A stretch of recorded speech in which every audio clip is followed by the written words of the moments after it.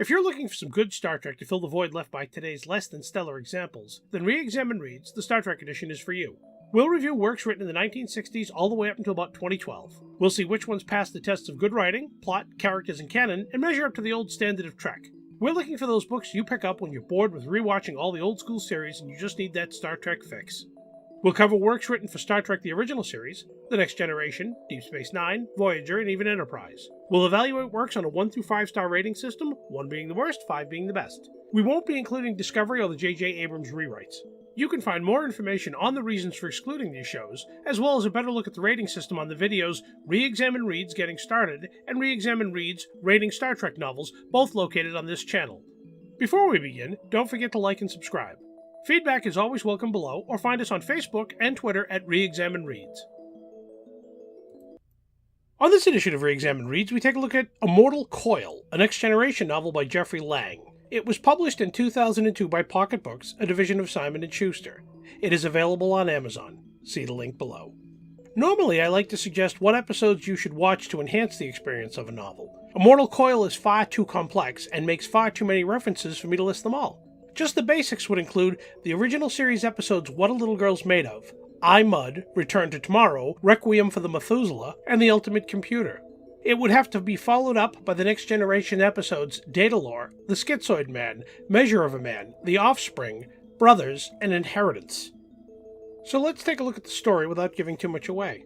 The main plot revolves around the Enterprise being called to the Daystrom Annex on Galor 4. You may remember from The Offspring that Galor 4, under the command of Admiral Halftel, is where the Federation's finest minds study artificial intelligence. There has been an accident, and Commander Bruce Maddox, who at one time wanted to dismantle Data for mass duplication, is in a coma. While any starship could have been called in, there is a cryptic reason Enterprise was selected. This leads the crew to the discovery of a fellowship of sentient machines from all across the galaxy, as well as a group of artificial lifeforms from XO3. XO3 is the planet Roger Corby discovered in the old series episode What a Little Girl's Made Of. There are a number of flashbacks concerning the reasons these artificial lifeforms escaped from that planet. They involve Ira Graves, Noonien Sung, and a third mysterious figure who, when his identity is revealed, is a plot twist you won't see coming. Near the end, we find the Enterprise and her crew caught in a war between the XO3 androids, this fellowship of sentient machines, and those androids under the control of that mysterious figure. The best part of this book is that if you laid out the final 1/3 on paper, it would seem overwhelming. By this I mean it includes characters and events from at least a dozen different old series and Next Generation episodes. Somehow, the author makes all this work, and work well. Be warned, it's not a novel for the Star Trek novice. I have a near encyclopedic knowledge of Star Trek, and there were times in this book when the author made a reference, all of which revolve around androids and their makers, and I had to stop and think which episode it was coming from. This is not a bad thing, it was almost like a trivia contest. Add to all this that Lang is a terrific writer, and in the end you get a great read that has everything.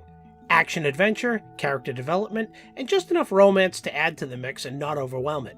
You may think the storyline concerning Data and the new security chief seems like recycled material and ground we've already covered in Data's development with Tasha Yar and the events of the Next Generation episode in theory. All I can say is wait, it takes a hard and unexpected turn.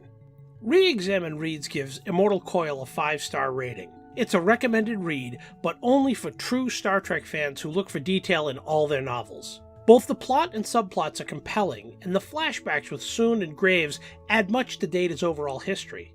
Add to this Data engaged in a battle with beings equal to himself, and you have Trek at its best. Lang crafts a tale that takes us here, there, and everywhere, and the sheer amount of references he makes in this book tells us that he is a fan of the highest order. When you have writing this good and knowledge this deep, you have a novel worth reading again and again. Jeffrey Lang is the author of many other Star Trek novels, for The Next Generation and Deep Space Nine, as well as a few non-Trek works. If you like this work, it's suggested you Google his name for a complete list. Leave your comments on this book and suggestions for Star Trek novels you'd like to see reviewed below. If you really enjoyed this presentation, after you like and subscribe, send a link of this channel to your favorite Star Trek fan. It would be much appreciated. Remember, you can find us on Facebook and Twitter at ReExamined Reads. As always, thank you for watching.